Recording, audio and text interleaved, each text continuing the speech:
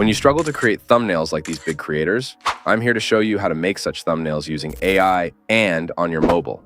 I know you've watched many videos that require generating prompts from ChatGPT to create AI thumbnails, which sometimes don't give great results. But in this video, I'll show you a better way than ChatGPT. So, without wasting time, let's start the video. I'm going to generate these two thumbnails using AI. First, download the kind of thumbnail you want from YouTube. So now I will first generate this MrBeast thumbnail using AI. For that, you must open the Chrome browser and search for image to prompt. Now click on the first website and visit it.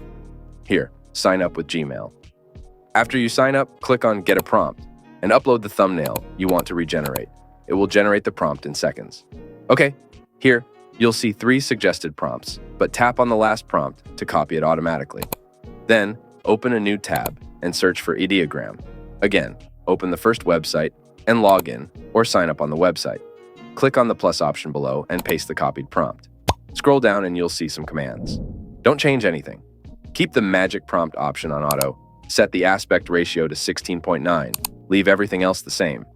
Then, click on the generate option above. While it's generating the thumbnail, let me tell you that this website allows you to generate 20 thumbnails daily with 4 images per prompt, which is sufficient for a creator. Now, our thumbnail is generated, and it looks pretty good. If you don't like any of the 4, you can always regenerate them. Select the best one from the generated thumbnails, click on the 3 dots, and download it. Now, let's create Dhruv Rathee's thumbnail. I'll go to the Image to Prompt website again and upload my thumbnail below. Again, it will give us 3 prompts. Click on the last one to copy it. Then, go to Ideogram, paste the prompt, and click on Generate. After waiting a bit, it will be generated, so you can see the results are impressive. Again, you can regenerate if you're not satisfied with the thumbnail. Don't skip the video now because we're going to compare these copied thumbnails with the original ones. Now, let's see which thumbnail matches the original the most. Let me know which ones are the best in the comments. Please subscribe to the channel to get notified about my next video.